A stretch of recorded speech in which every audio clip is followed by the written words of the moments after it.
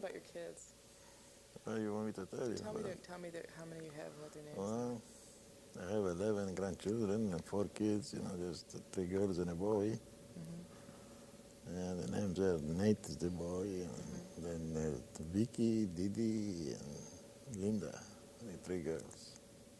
And don't ask me about the 11 grandchildren because You don't remember their names? I It's do, very but hard to- I have to, yeah. How many boys and how many girls are the grandchildren, do you know? Yeah, 9 and 2. 9 boys and 2. Wow, that's incredible. Yeah. The one has 5 boys and a girl, and the other has 4 boys and a girl.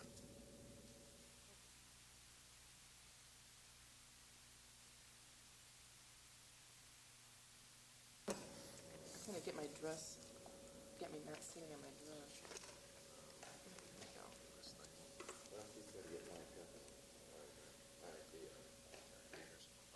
I don't know how, I can't hear anything now. Debbie? Is someone talking on IFB? Just right up here. If you need more volume, it's right there. Okay. Is she gonna say something now, or? Yeah, I can hear you. I can hear you really well. Yeah, don't talk louder though. Well, keep on talking, I'll lower it a little bit. Okay, that's good. Yeah. Mm-hmm. Right now? Okay, tape rolling anytime. Yes. The Surviving Generations of the Holocaust, based in Seattle, Washington, has taken on the project of videotaping eyewitness accounts of the Holocaust from those individuals who survived the Nazi reign of terror. Millions of people were annihilated just because they were Jewish. The goals of this project are, first, to educate the current and future generations about the Holocaust, with the hope that those who learn what happened will not allow it to happen again, never again to any group of people. Second, to refute false allegations by neo-Nazis and revisionist historians that the Holocaust never occurred. And third, to refute the commonly held notion that the Jewish people offered little, if any, resistance to the Nazis. The voices of the dead are silent. The voices of the survivors must live on forever. My name is Lynn Chapman. Today I'm interviewing Joseph Hasson, a Holocaust survivor. Mr. Hasson, can you tell me when and where you were born? Yeah, I was born in 1920 in an island of Rhodes. Used to belong to the Italians. The Italians. Where is that located? It's close to Turkey, just about 15 miles from Turkey. Okay, and who has that today? Today, the Greek control all the islands now. The Italians gave it to the Greek after the war.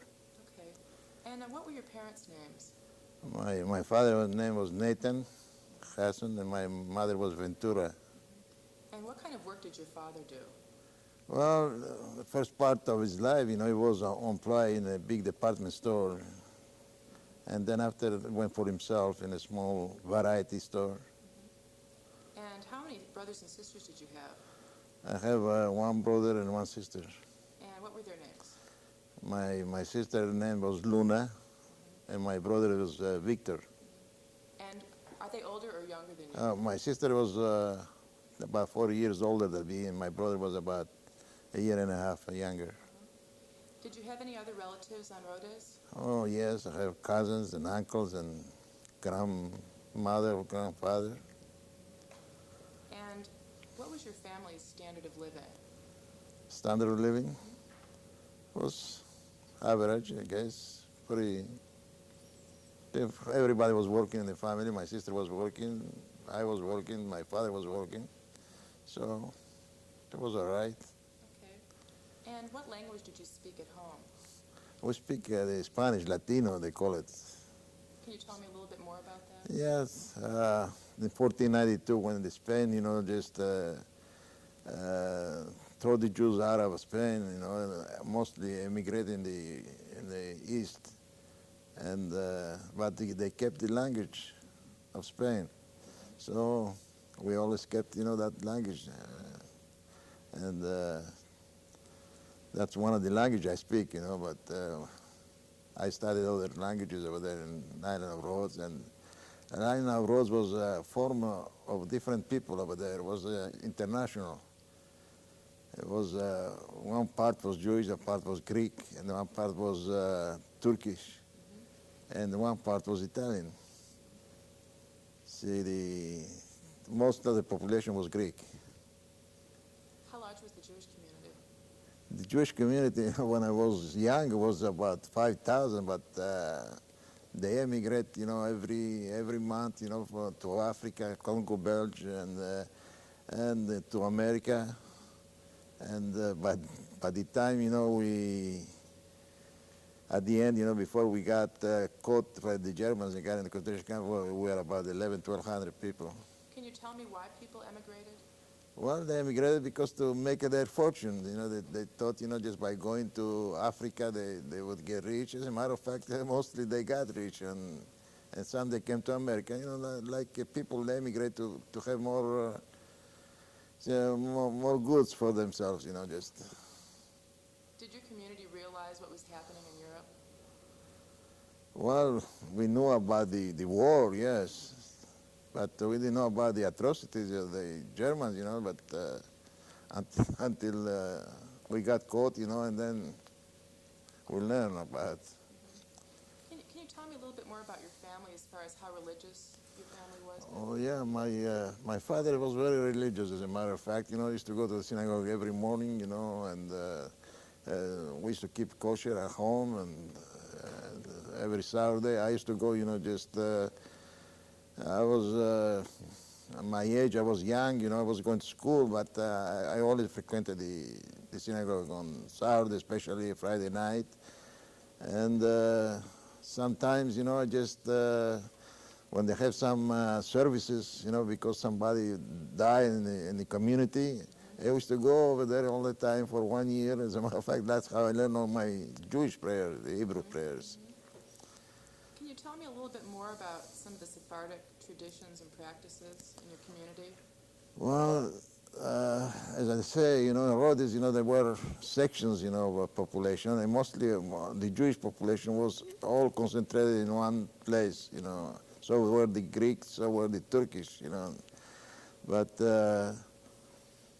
we used to live a pretty easy life, just not worrying about many things, and the government used to treat us pretty nice until the war started and the Italians got allied with the Germans, then they started going pretty bad. Do you remember any specific traditions, Sephardic traditions, that you and your family used to participate in, other than the religious ones that you've already described to me? Well, we used to have, just mostly religious traditions. We used to have, for example, during the Pesach, we used to get together all families, relatives, sometimes about 20, 30 people, together in one home and have the Haggadah over there saying, for the whole night. And then when somebody was getting married, just we used to get together all the people, relatives. And the weddings, they were done, on the street most of the time to go from the house of the groom to the synagogue. All the people, they used to march, in the streets, going to the synagogue. That was something, the old-fashioned way. Let's talk a little bit about how the Jewish community related to the non-Jewish community. Can you remember specifically? Yeah, it was pretty good, as a matter of fact, except, for some, I would say, uneducated people, that had some kind of ideas, that like a Greek, some Orthodox Greek, they thought, that the Jewish during the Pesach, during that holiday, that we used to cut them, the throat or something like that, and used to get the blood, to make matzahs. And that was a tradition, that I never understood that. So this was a myth that they... Yeah, a myth about, but in reality, just most of the people, they were nice, just, as a matter of fact, a lot of Greeks, they used to work, in the department store owned by the Jewish. And as a matter of fact, they even learned to speak Ladino, those Greeks. Were there any incidents of anti-Semitism before the war? Before the war, no, wasn't. Or To before tell the you. Germans came? No, it wasn't. Just as a matter of fact, all the business in the island of Rhodes was the Jewish, owned it, Jewish people. So they always traded. They came in the boy, and there were no accidents or anything. Any small island, over there, just they didn't care about any anti-Semitism or nothing like that until the war started. Could you tell me what kind of schooling you received when you were living there? Well, I went to a Jewish school, just at the beginning, when they call it the French Israelite, and we had education over there, the first 5 elementary schools, and then 3 years of medium school, they call it. After that, you had to go to a higher education, which was owned by the Italians. And did you go to that higher education? Yeah, I went to the higher education. It was all conducted by the Catholic priests, They called the brothers. And they were nice, very nice. But when they have the religion class, they used to send the Jewish people, or the Turkish people, they frequented that school, just they used to send home, and the Catholics, they stay over there and they learn, their Catholicism. How far did you get to finish that schooling? Yeah, I finished that school. And then did you go on to college? Well, that was a college over there. That's, you have 3 years of high school and 3 years of college over there. So did you finish college? Yeah, I finished, as a bookkeeper. And what did you do after that? What kind of work did you do after school? I did bookkeeping. I did it first for a company, the biggest company, a soap company over there, and then I worked for a bank. Worked for a bank? Yeah. And what kind of leisure activities did you participate in? Well, I was a soccer player, a professional soccer player. Can you tell me a little bit more about that? Yeah, when I was young, I used to go to school. After school, I used to play soccer a lot. And when I was about 15, 16 years old, I was pretty good, and they asked me if I was going to play with the pros over there. So I did, for a while until, the war started, and the fascism and the Nazis, they didn't want any more Jews to participate in any sports, and even to go to school. Tell me a little bit more about that. First of all, tell me, when did the Germans arrive in Rhodes? Well, they arrived in the last part of 44. I mean, 1944, mostly. Towards the end of 1944? No, it wasn't the end, the 44. That's when they took us in concentration camp. It was before 44, the first part of 44 they came. So earlier? Yeah. Was it in the spring, do you remember? Well, no, it was before that, before the spring. It was almost in the winter, I think. So tell me, how did your family's life begin to change when they came? Oh, when they came, just we couldn't eat any more kosher because they didn't allow anymore, to cut, the rabbis to cut any meat, kosher. And everything, was ration. You had to have a stamp, to buy the food, like any other place, when they had during the war. And well, that's the most thing, I remember, that there was. Were there any other sanctions against Jews specifically? Well, to tell you the truth, the Italians, they weren't so bad, but the ones that were bad was the Germans. But the Germans, they told the Italians to do what they wanted, and the main thing to do is that to let all the people working in the government that were Jews, to let all the young fellows that were going to school, just to get out of the Italian schools. And sports, we couldn't participate in sports anymore in front of the people. We used to play soccer in front of people. And after that, just they took us our radios. They put them in a sack. They seal it. And after a while, they came, and they took them away. How old were you then? I was in my 20s, What did you 21. What did you think about all this stuff that was happening to you? Well, I was thinking, just that's what they do, I guess. Just they were against the Jews. I started understanding, that they were against the Jews. But we didn't think about so bad, that they would take the radio. Well, that's all right and that, because they didn't want, the Jews to know that the news broadcast by the American or by the English, they were different than the ones they broadcast. They were false, see? And that's the main reason, they took the radios away. They didn't want us to know what's going on. So what happened next? After the Germans arrived, what happened to the Jews after that? Well, after that, just I think Hitler, decided, that to kill all the Jews in the last year especially. And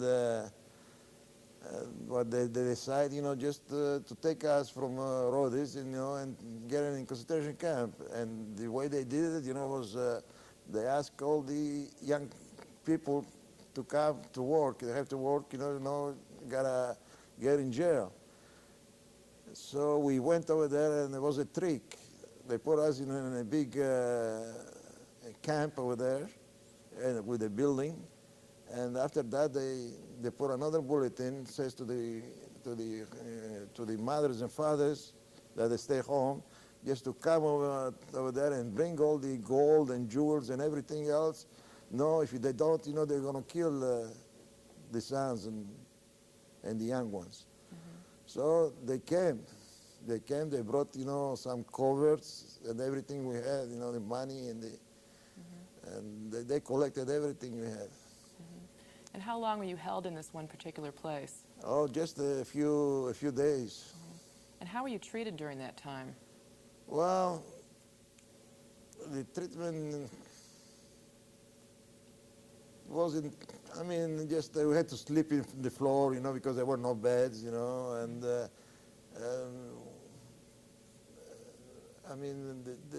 they didn't do anything bad yet, just because they were tricking us, to do that, and bring the gold.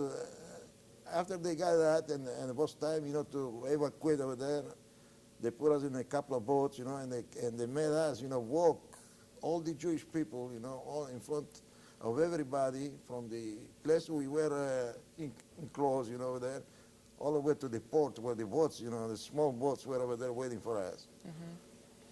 And what were the conditions like on these boats? It was terrible. After there was a wire, all around the boat, just people couldn't escape. There was no beds to sleep, and I think we had all in the floor over there. And after a couple of 3 days, we were on those boats. They started lice, small lice coming in everybody's bodies, dirty. They have no place to even urinate. So. Were you with your family that whole time? I was with my family, yeah. And how long was so where did you end up going? Where were you taken? Well, we ended up going to Piraeus, the port of Greece. Where is that located? I'm sorry, where is that located in Greece? In Greece, just the port, in the Aegean Sea. And how long of a trip was that? Well, it was a few days over there, that's why, that was so bad, that without the showers, without, going to the restrooms or anything, it was a very, very bad. Was there any food? No, not very much, I'll tell you. Just what we brought from camp. And they thought, it was going to be a day or two, and where did you think they were taking you? Did you have any idea? No, we didn't have any idea where they were taking us. Okay, so what happened when you arrived in Piraeus? When I arrived in Greece, in Piraeus, we sat down over there in a big outside. The temperature was about 100 degrees, almost very hot. I remember that. They made us stay in our knees in the ground outside the camp. And my mother got up, just to get a drink of water because it was so hot. And a German SS came, he gave her one with the elbow in her face, and threw it down. I got up, just to do something, and somebody called me. He says, "You want to get killed?" I didn't even know, just how bad, they were, just. So that's when I started, getting more knowledge about the atrocities from the beginning. And then from over there, we got transport, to tracks, just. And I saw a lot of women, women and men, and they were so fat, about 250 pounds, like 230. They couldn't climb the track, just to get in. And they were with the sticks, trying to whipping them to get up, they couldn't. Had some kids come, and help them, just. And that's another thing, I saw. Then they put us in trains, First, they were closed trains, where they put the horses, animals, mostly, they were closed, with a small window only. And all, in the floor over there, they have even room to sleep. Did you have to stand? Well, no sitting down. And over there, things was getting worse again, just the train used to stop, every half a day, and let a department at a time, compartment at a time, get out and go to urinate in the open over there, see. And the lice, they used to be terrible over there, no showers, no nothing, everybody was dirty. And some people, they even urinate inside the train over there. How long of a trip was Cargo this? train. The trip was about 6 days. Did you get any food during that time? Yeah, we got a small thing, that the Red Cross, still was working over there in some countries over there. And they used to stop, and they used to give some food, but not very much, to tell you the truth, just until we arrived in Auschwitz. So what happened when you arrived there? When I arrived over there, they made us get out, and there was an officer over there and a soldier over there outside, and we were going like that, and used to put the women, old women and old men in one side, and the young ones in the other side.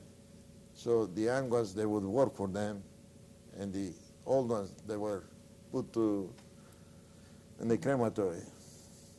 But I didn't know that for sure, right away, but the people that work over there, they told me right away that. And what happened to you and your family?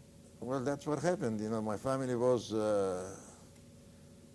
my father and mother was in one side where they were killed right away, see. And my sister was with the girls' camp, and my brother and I, we were together in the working force. But we stayed in Auschwitz over there for almost a month. Can you describe the camp? Well, the camp over there, was mostly, it was a big, big camp, very big, thousands of people over there, all the electric wire all around the camps, with sentinels, soldiers in every 30, 40 feet, with a machine gun over there. And in that camp over there, mostly when we stayed there for a while, they put us the number, and they used to call us by number, every day, we used to have to be about 5 o'clock in the morning, outside in the cold and the snow, just to count the prisoners every day. Over there, we stay about a month and a half like that in Auschwitz. From over there, they used to put us in different camps to work for different places, see. How long were you actually in Auschwitz? Around, I think about 2 months, I think, 1 and a half, 2 months. Can you, exactly. Can you describe what a typical day was like when you were there? Well, they used to make us work a little, just carry some things, some rocks or stones, just to build something, and it was very bad, there were no latrines, just there were some, just no water to take a shower. And when it was some, just was so cold, that people they couldn't even take a shower, just. And there were some prisoners, even Russian prisoners, that were in that camp, in one barrack. But this camp was so big, it had about hundreds of barracks full of people. Over there, we used to sleep, 2 or 3 people, 4 people in a small bed, one on top of the other one. It was terrible. What did you have to eat? And I didn't tell you, but when we got over there, at first, they made us take all our clothes, everything we had, and there I go over there. Only the shoes we can have with us, and they made us go through some people working over there, and spray us, for lice, spray some powder, and take a shower, and then they got all our hair, they were shaved, so the girls were completely shaved. And I remember one of the girls, that I know by the name of Franco, she died, just for the shame, to get shaved like that. She was a nice girl. How did she get killed? She put her hands in the electric wires. And I saw another guys, just kill themselves in the electric wire. Was she someone that you knew from Rhodes? Oh yeah. Were there many people that you knew from your island? Oh at yeah, that when I camp? was in Auschwitz, yes, I knew. As a matter of fact, even the girls, they used to come between us, Auschwitz and Birkenau, see? Birkenau and Auschwitz is the same camp, The one was for men, the other was for women. And we used to see each other. Just they were on the other side of the wire, the electric wires. And some of the girls, they even were ashamed, they used to come, and see the people because they were all shaved like boys. Can you describe some incidents of mistreatment while you were in Auschwitz by the Nazis? Well, when I was in Auschwitz, what I heard most, is the treatment they did to the old people. They put them in the gas chambers first, and then they took it to the crematory. That's what I could see that too. So you saw that yourself? But to us, well, if you were smart, you could have gone through the day without getting hit, by the SS, with a stick, they had a rubber stick, and they took hit you all the time. And some of the guys over there, the SS, they get drunk, drinking, and they used to come out with a gun and shoot, the people, just for fun. Were you mistreated? Well, I was mistreated. I was, just hit in the head. That's for. Okay, and did you make any friendships there besides that? You knew people there from Rhodes, but. No. After that, just everybody started going in different ways. I was by myself. I was with my brother first, in the same camp. And over there was a quarantine, people got sick, and they closed out in a barrack. About 60, 70 people over there in one barrack. Was this in Auschwitz? That was no Auschwitz. That was the next camp we went to. Oh, okay. That was close to Krakow. Okay, I just want to ask you one question a little bit more about, we'll go forward in a few seconds, but I just want to ask you, you said something about getting hit in the head. Were you beaten when that happened? Or? Well, I got beat, just in the head 2 or 3 times, just to go to rush, when you were carrying things heavy, they wanted you to rush, and things like that, And another time, when they have alarm, the airplanes, American or English airplanes were up, and they want you to go under the mountain, refuge over there, and they used to hit us, just to go rush over there, Yeah, it was always, every day was mistreatment. Okay, so then you started to tell me about going to another camp. Why don't you describe, when you left Auschwitz? When was that approximately? How long did you say you were in Auschwitz for a couple? Well, I was close to 2 months in Auschwitz Okay. over there, see. Okay. 2 months, I remember, it was the time of Kippur, Yom Kippur. And we have a prayer over there. That was my first Kippur, Yom Kippur, that I was out of my house, and I didn't know what to do. I used to go to the synagogue all the time, I still do. And it was tough. There was people who were afraid, that the German would come, and... Well, I was close to 2 months in Auschwitz over there, see. Okay. 2 months, I remember, it was the time of Kippur, Yom Kippur. And we have a prayer over there. That was my first Kippur, Yom Kippur, that I was out of my house, and I didn't know what to do. I used to go to the synagogue all the time, I still do. And it was tough.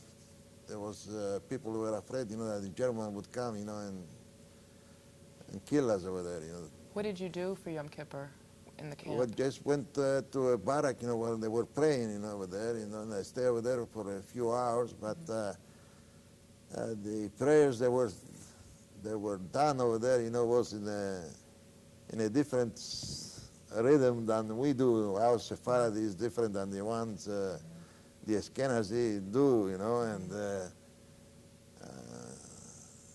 that was the only reason, that I stay. I mean, not many hours over there. See that I got out from over there, and I stay, just in my barrack, until it was time, to sleep or to go back to work. So then, what happened after that? Where did you go when you left Auschwitz? And When why I did left- you go? Why did you leave? What was the Well, circumstances? they come every day, they were coming trains full of Jewish people over there. They didn't have any even barrack for them, see. Or they had to kill the old ones and the young. So every so often, they send people to different camps, to work or close to Auschwitz or a few miles away from it. And I was sent, just to work in another camp. Do you remember the name of that camp? Well, I remember, the only thing I remember at that camp was, I think it was the name of Gobel Strauss, like that, something like that, I didn't even put my mind over there. I learned those names over there. It was a small camp over there, working camp, they used to take us every morning, and work to the coal mine. Was your brother with you then? Well, as I say, in that camp over there, my brother and I were closed in one barracks because there was a quarantine. Somebody was sick, and they thought there was going to be for all the camp, contagious. So we stayed over there, for about 40 days in a barrack. Was this when you were in Auschwitz or this new No, place? after the Auschwitz. The new place. Yeah, that place. And my brother and I, after the 40 days, we got out, and then a sergeant was over there at the door, and they used to put one over here, one over there, one over here. The ones that were skinny, put in one place. The ones that look older or sick, they put in one place. And the other that were good, just they put in another place. My brother, was strong and everything, I was growing up, it was a little skinny, but was strong. And they put him in a place, where they selected, to take him back to Auschwitz and kill him. But before that, when we got out, I told my brother, the war is going to end pretty soon. We're going to meet in so-and-so place, after the war. And I was ignorant about, that I didn't know that he was going to get killed. And the guys, work over there, they told me that about, and I never saw my brother then. So I worked in the coal mines over there for a few months. What year was that, or when? I think, are we in 1944? And I was at the beginning, 1945, I think. Beginning, because you had said that something about Yom Kippur right Yom before Kippur was that. in Auschwitz. From over there, from Auschwitz, they took me to that camp over there. Okay. So you Yom think that Kippur was in Auschwitz over there, just when I was 2 months over there. After that, I was sent to that camp. So it must have been early in 45 then. Yeah. Okay. Yeah, T- that was tell me more about the working conditions in the coal mines. Well, the working conditions were very bad, but there were civilians, Polish people working over there, see? They get paid for their work because they were professional coal miners. And to everyone, they give 1 or 2 prisoners to help, see? We used to go in some places, where you have to crawl, to get in. Some places, they used to get the coal out of the walls, out of any place, and we used to shovel the coal and put it in those electric bands, that they take the coal all the way to the main place. And it was a hard work, but it was better, because I even volunteered myself to go to work to the coal mines because outside it was snowing all the time and it was cold. We didn't have anything to wear. They gave us that striped jacket and pants. And lucky if we had shoes. Sometimes we go to take a shower or something like that, and we didn't find the shoes because somebody stole the shoes. Wow. Socks, nobody had. We had to put some kind of a rag, just inside the shoe, just to keep it a little warm. What did you have to eat when you were there? Well, in the morning they used to give us, one coffee. But it wasn't coffee, it was like postum, like that. That's all. And then at lunchtime they used to give us a slice of bread, dark bread, very dark, just for the whole day. And a soup. All the time, the same thing, every time soup. Potatoes, and potatoes, but we never got the potatoes, we got only the juice. The potatoes were in the bottom of the barrel, and somebody else got them. And the potatoes were over there, rotten or not rotten, they didn't care about it. They just cook them the way like that. And that's what we had. Every time every day of the life over there in concentration camp was that. What did you weigh at that time? Do you remember? Well, When you were? when I went over there, I weighed about 160 pounds. But when I got out over there, I was only 80, 85, like that. Were you able to get food by any other means? No other means. Yeah, the means I had, just still get in line twice. Sometimes they recognize you and then they start hitting you in the head for doing that.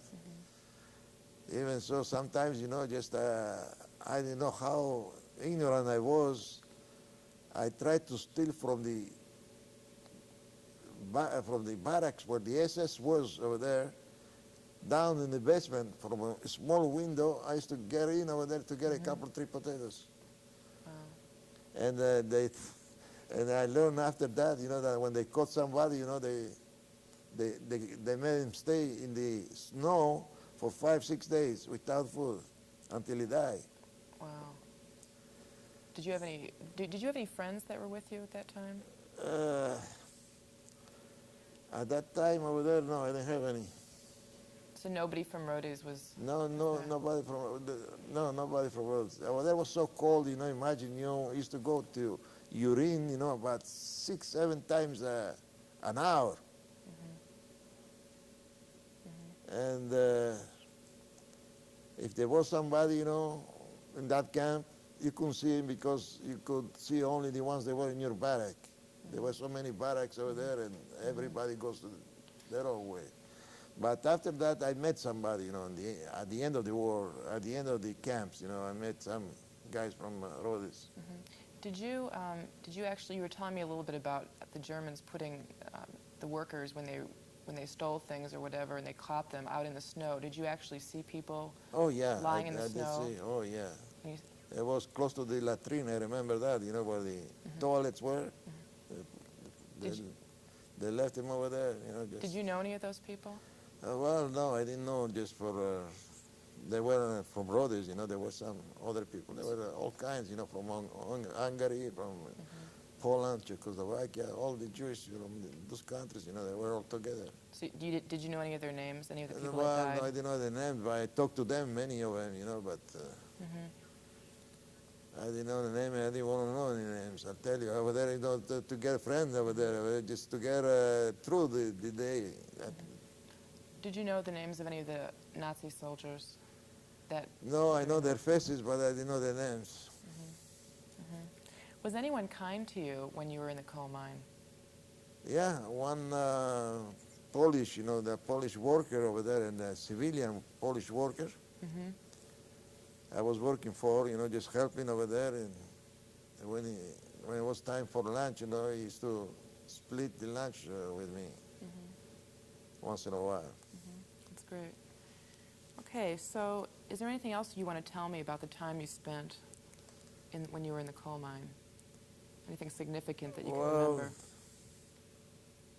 The significant part over there is that we're suffering, you know, just getting weak, and we used to get out from the mine, and they used to take a shower, and then they were over there, the SS, with the hoses, cold water, and then throw it at us. Instead, just laughing and everything else. You try to do in imaginative things, you know, that you can't even think about. Were there any other things that they did? Oh, well, I tried to be smart, you know, and just get away from those things, you know, but I saw things happen, you know, I saw even kill somebody. I saw some people, you know, they try to escape from over there, and they hide themselves in latrines. Latrines, you know, were so big of a hole, you know, and so deep, you know, they even went down over there, and they made us stay over there. And all the people in that camp, they had to be out, counting everyone. If somebody was missing, they used to go around, you know, to find them. And in the meantime, they left us over there in the cold. I remember, you know, it was so cold, you know, nothing to dress. I used to have two guys, you know, hugging each other, you know, with hands like that in the back, you know, just try to warm up. Okay. So what happened next after you were... After the coal mine, you know, just I went to the Russians and the Americans started to advance from different parts, you know, and they took us from all the way from Krakow, you know, to Russia over there, you know, all the way with the train. They gave us one small loaf of bread for the trip. And that's all. And I didn't know it was going to be 7 days. Everybody was hungry. They ate the loaf, you know, in the first day we got it. It took 7 days, and those 7 days, people got crazy. They were jumping from the train. They didn't know anymore than from the hunger. Were they dying? Did they die? Dying. Some they throw themselves, you know, just, I remember, you know, I was sitting over there like in the train, you know, from the cold, you know, somebody put his foot on top of me and jump. And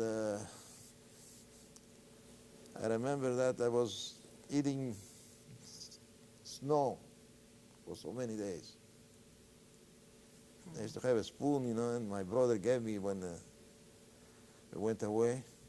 And I used to drink, drink, you know, just thought like food, you know, just the snow from the floor. Can you tell me anything more about the conditions?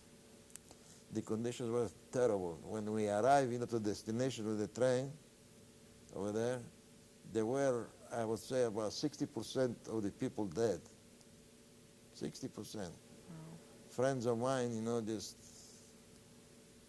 there were a couple of friends of mine over there, they were dead over there by the name of Al-Qadef.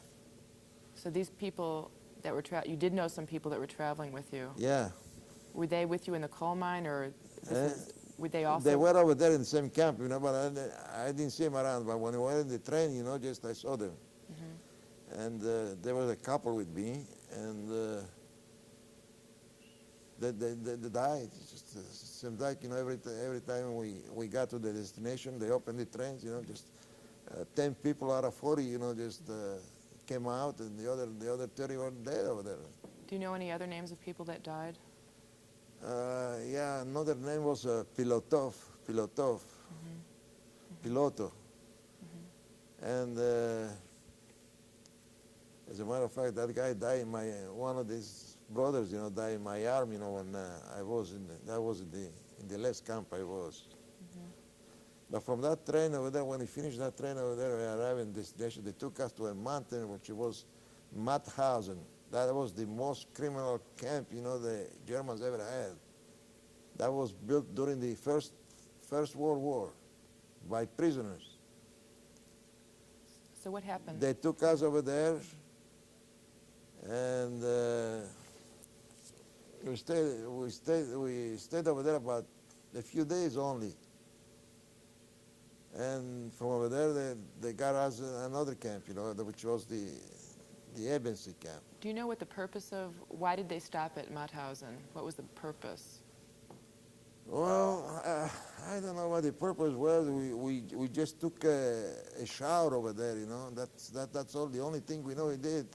We took a shower. They put us in a barrack, and I think, they thought, with the Russians coming and the Americans coming, they were taking us from one place to the other one without even any sense. So after that, we came out from Mauthausen, and I went to the last camp in Austria. Let me ask you one more question before we get on to the next camp. You had mentioned that Mauthausen was the most criminal camp. What was criminal about it that you... I mean, it's recognized from the First World War. That's what I'm talking about. The First World War over there, people died by thousands in that camp. Okay. As a matter of fact, it was built, stone by stone from the prisoners.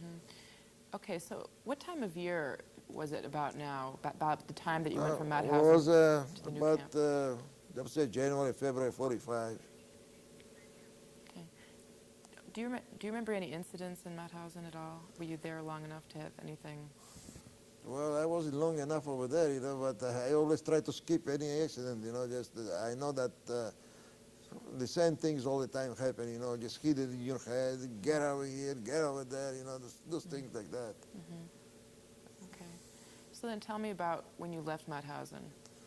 Well, when I left Mauthausen, I went to that camp over there, Ebensee over there, in Austria. Where, do you know where in Austria that was located? Ebensee in Austria. Okay. That was silly. Okay. And what happened there? Well, what happened over there, just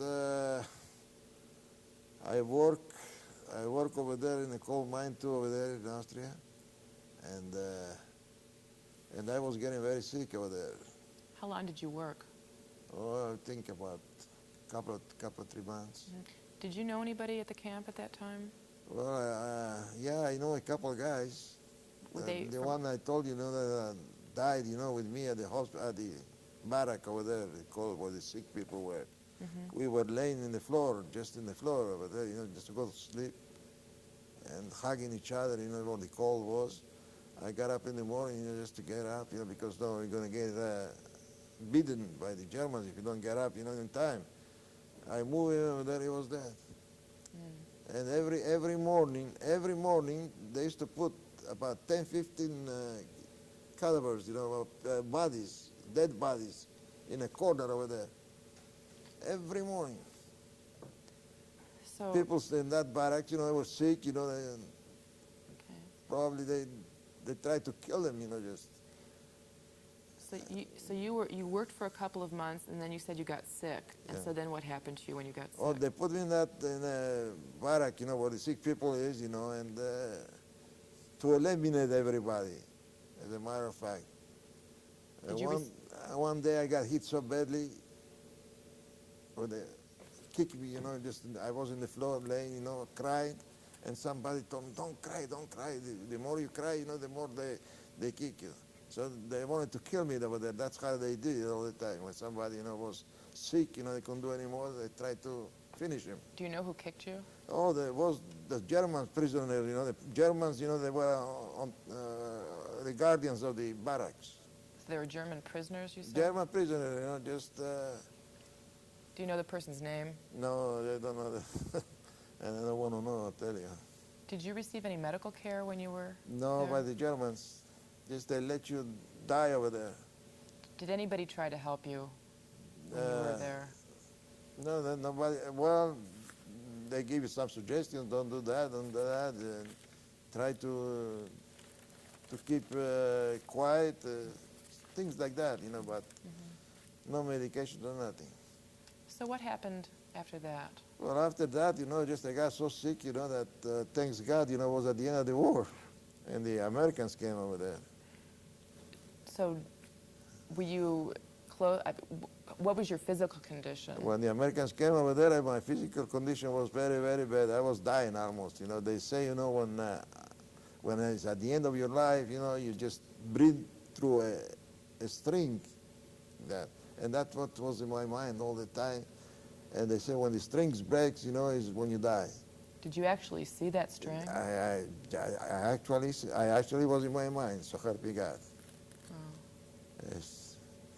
It's not that you see it, you know. You just, you know where you are. You know, it comes to in front of your eyes like that.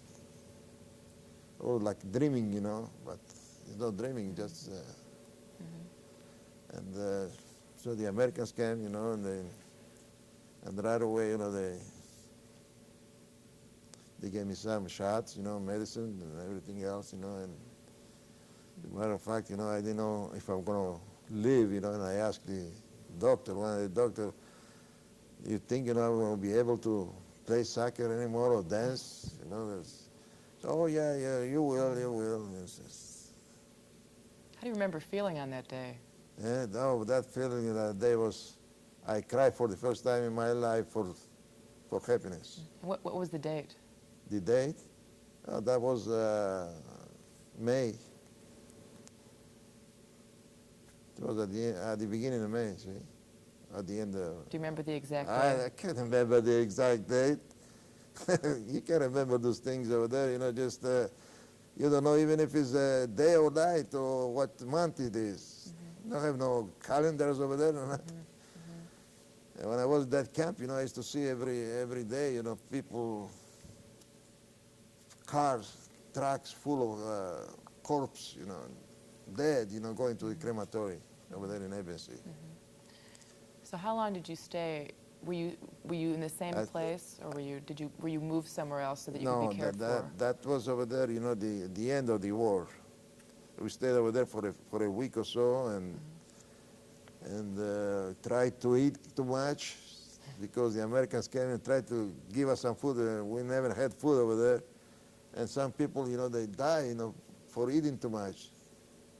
And I remember one friend of mine, you know, he was so sick, you know, they put him a thermometer in his mouth, you know, to measure the temperature, you know, he had. And he bited the thermometer and ate the mercury that was over there, you know, and died. Do you remember his name? Yeah, it was as a matter of fact, it was the last name of mine, Hasson. Were there other people that you recall that were liberated on the same day you were? Were there other people that you knew? Well, yeah, I know a couple we kept together, you know. But Victor Hasson, the name of my brother, the same name of my brother. And as a matter of fact, we came to America in the same boat. Wow. We stayed together in the camp. I mean, after the camp, you know, and we came to Italy. So what happened to you right after you were in this barrack or camp for the first month? Where did you go after that? After we got liberated, we came to Italy. And the Italian took care of us to the hospital. You know, they kept us in bed, you know, for a while. They cured us, you know. And I was, you know, about 85 pounds. You know. As a matter of fact, I couldn't even climb a stair. How did the people? Put my hands in the floor, you know, just to get on top of a... How did people react to you? That were the people When the people used to see me over there, and they used to take pictures of me, they never saw a skeleton, living skeleton. Where in Italy were you? Well, I came from Austria, but I came down to Florence. I stayed over there 2 months in Florence, and the Jewish community over there. They make us stay over there, sleep over there for a while. nourishes. After that, there was a group of Jewish people over there in Rome. They formed a group over there of all the survivors. And I came to Rome over there.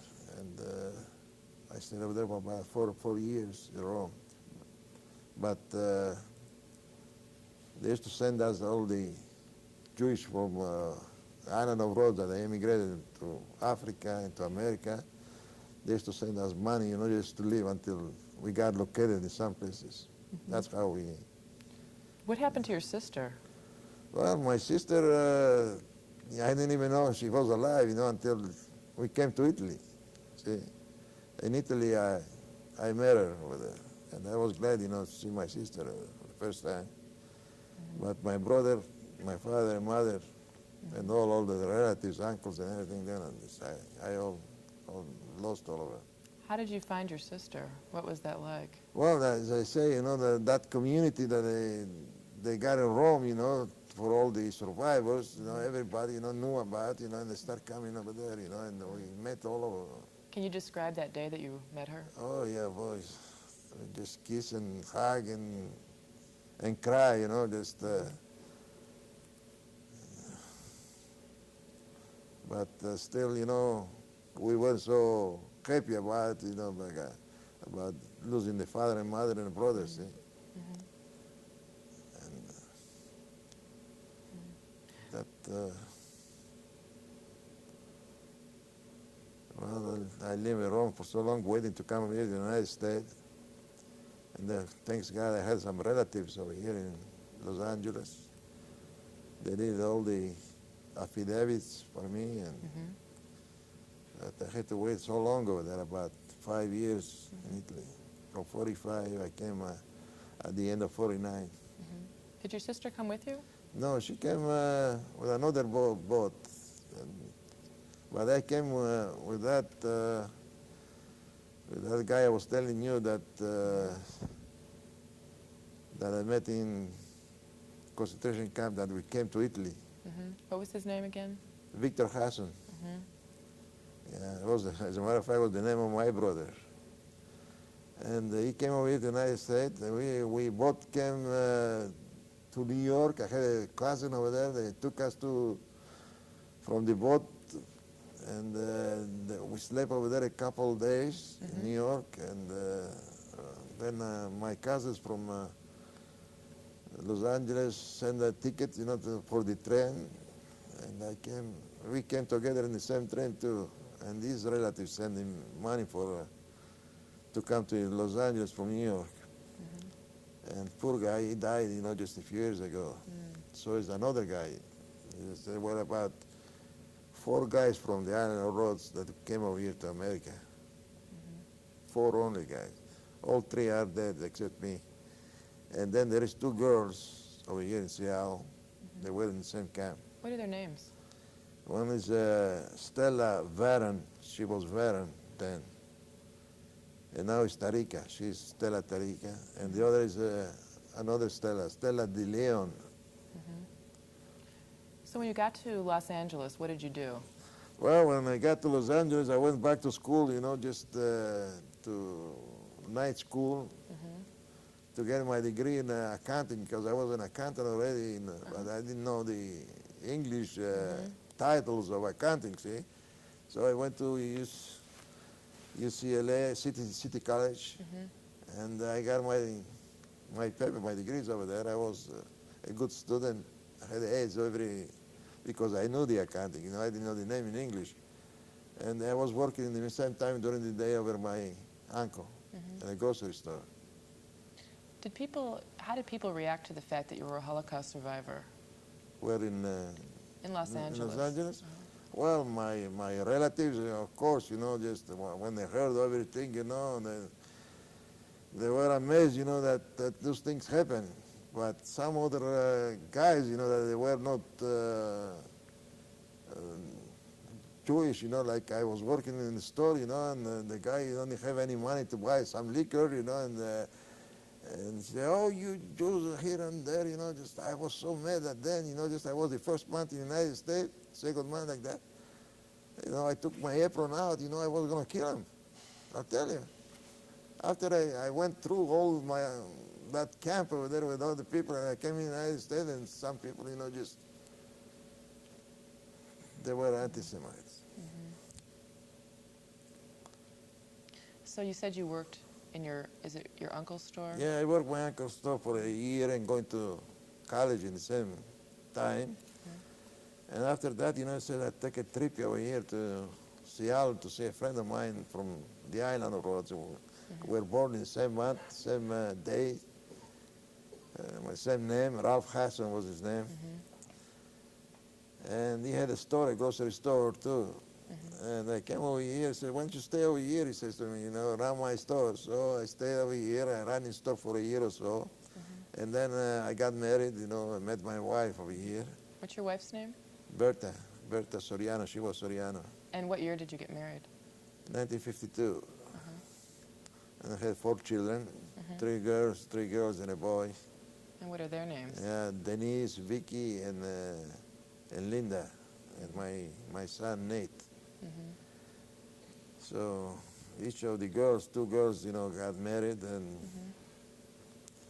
they got 6 children, and one had 5, so I have 11 grandchildren. That's great. And what happened? After that, you know, I said I'd take a trip over here to Seattle to see a friend of mine from the island of Rhodes. We were born in the same month, same day, my same name. Ralph Hasson was his name. And he had a store, a grocery store too. And I came over here, I said, why don't you stay over here? He says to me, you know, run my store. So I stayed over here, I ran his store for a year or so. And then I got married, you know, I met my wife over here. What's your wife's name? Berta Soriano, she was Soriano. And what year did you get married? 1952. And I had 4 children, 3 girls and a boy. And what are their names? Yeah, Denise, Vicky, and Linda, and my son Nate. So each of the girls, 2 girls, you know, got married, and they got 6 children, and one had 5, so I have 11 grandchildren. That's great. And what happened to your sister? Well, my sister got sick, you know, just, she worked in the bank over here in Los Angeles for about 20 years. Over 20 years she worked over there, and she was all right. She was living by herself, you know, and then she got married with a guy in Los Angeles, and he got sick too. He died. So she was by herself in the last years of her life, you know, and well, she had a son, you know, by the name of Nate, same thing. And she was living with her son. When the son got grown up, you know, he got a work, a job, you know, then he got married, and my sister was mostly in the hospital the last years of her life, about 5, 6 years, you know, just over here and there. And I remember, you know, just about 2 years ago, she died in Los Angeles, and I had to go over there to visit her, you know, that week. I don't know, like I have a presentiment, you know, that she's going to die. As a matter of fact, the son was saying that she wasn't feeling good. So I went that week, and that week I went, you know, and the same, she died. Okay. And so I had to bury her over there. Yeah. Joseph, we're going to take a break now. Okay, Debbie just clued me into this. So I don't know what's going on, but we're going to take a break. And actually, I need to go to the bathroom again.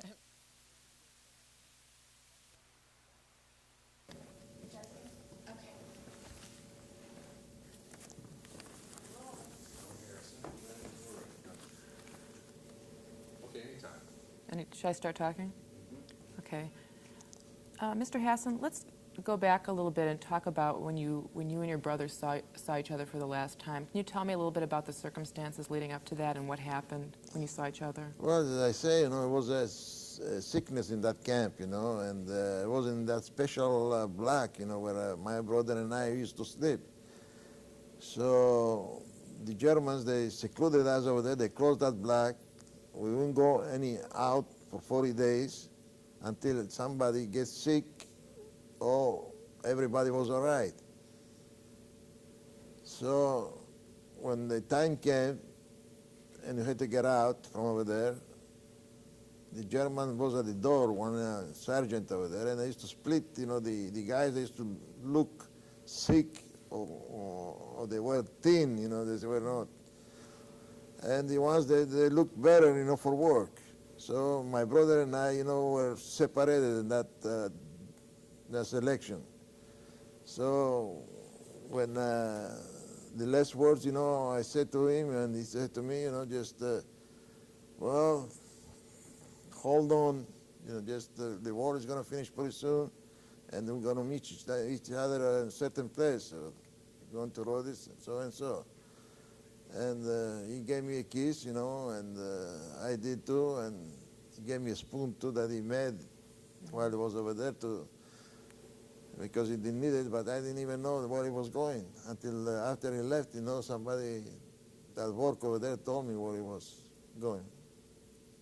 And that's what they did with the people, that divide. So did he go, where did he go?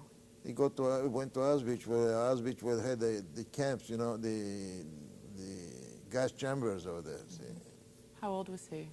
He was about a year and a half younger than me. He was about 22. At that time. Okay. Okay. Could you tell me, were there any other ways that you got food besides what the Germans gave you? No, I didn't have any other way except stealing. That's what I was doing. Just when I was, only was when I was in a, how do you call, in a trip, that I didn't have anything to eat. They transferred from here over there. I used to get some snow from the ground with a spoon that my brother gave me, and it's ice, snow. That's the only food I had. Was there any food on the ground? No, never. Only bones. I used to eat bones. That's all. I didn't even know if it was a person's bone or animal bones. That I saw in the ground. I had to put it in my mouth and chew it like a gum for hours and hours. I break the bones. After so many hours. You would think that a person, wouldn't be able to break bones, but when you have them so long, in your mouth, you even eat bones, I'll tell you. Were these bones on top of the ground, or did you have to actually dig for them? No, on top of the ground, you see, on top of the ground. Mm-hmm. You had to dig, there were no digs, just to see a piece of bone or something. If it was for a cat or a dog or anything like that, I didn't know, that's the only way, to survive. Mm-hmm. You had told me that you were in the camp called Ebensee. How long were you in Ebensee? In Ebensee, I was about the last part of the war, which was, between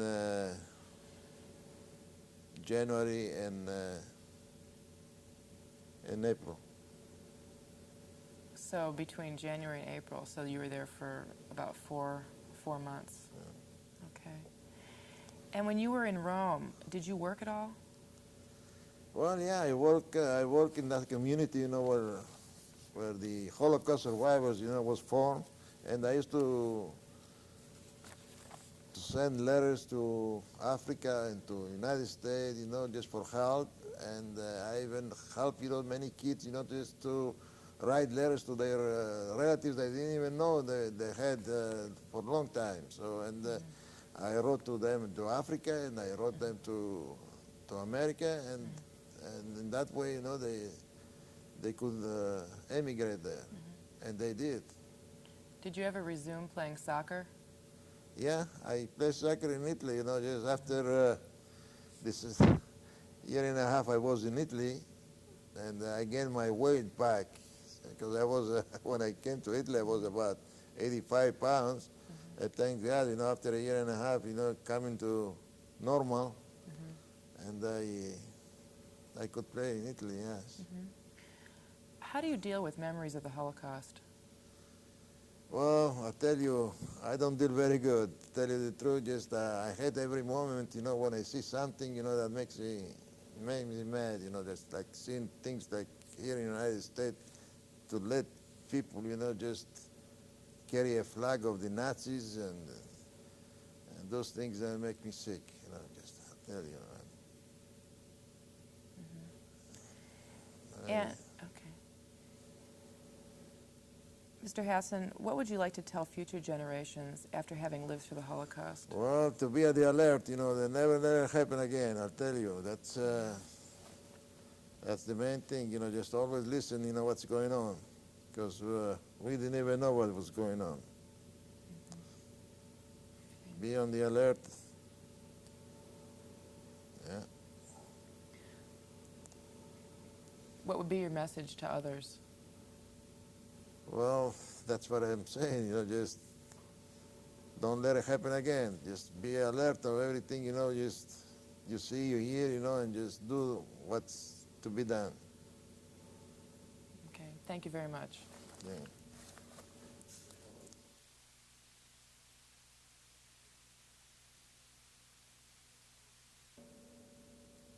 Tape is rolling. Stand by. Begin. Well, this is my birth certificate that I sent when I came back from concentration camp. I didn't have any document than this one over here that I sent to the Greek government in the island of Rhodes.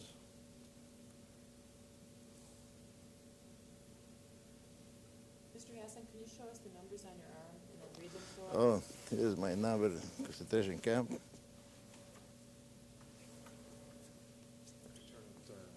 this way.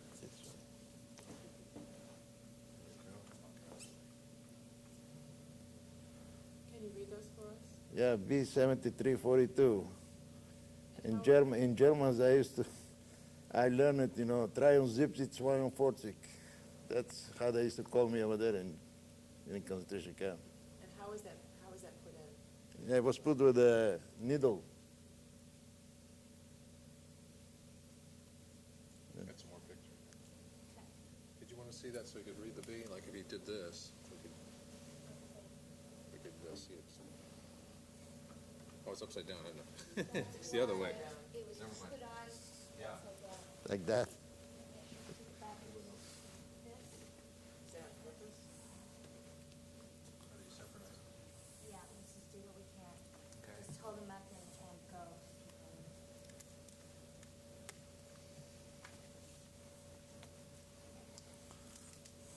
I guess don't touch that wooden block 'cause it's going to move. Yeah.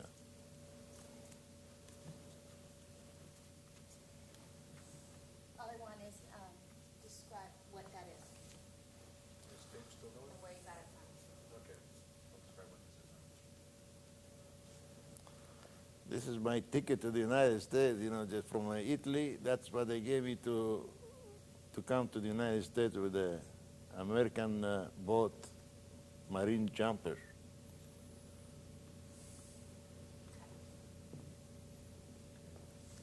Tight shot of it.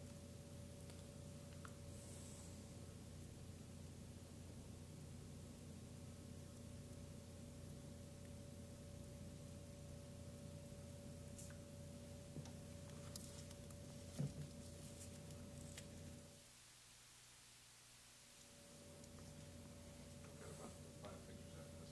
No, three. 3. We'll do it real fast. Oh, okay. Bring it down on the right. Other way. No, down on the right. There you go.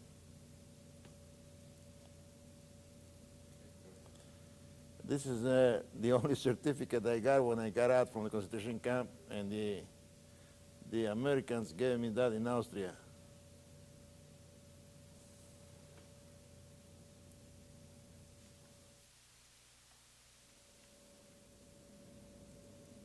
Good. Well, this is my sister and and their son. My sister is named Luna Hasson, and her son is Nate Hasson. And that was taken, just a little after she came to the United States, but in 1953, 50.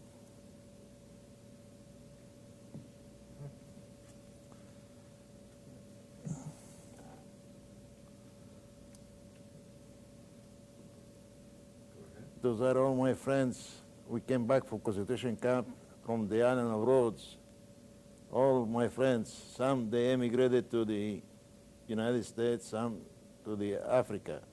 There is, most of them, you know, they are alive in Africa, and some passed away, a couple of three. Could you point to each one and name them? Is that possible? You don't have that much time, so. Yeah. All right, next one. Well, I can name a few if you want. Let's, if you Oh, can. they are the same guys. Okay, see if you can. Well, one is Ner Al-Hadef, the other is Giuseppe Cone, Joe Cone. The other one is Halfon, and the other one is Victor Hasson, another guy, and what's that? The other one. One, the other is Jack Levy. And the other couple, I remember the first name, but I don't remember the last name. And I guess that's enough. Thank you. Too much, you know? No, I don't. That is it.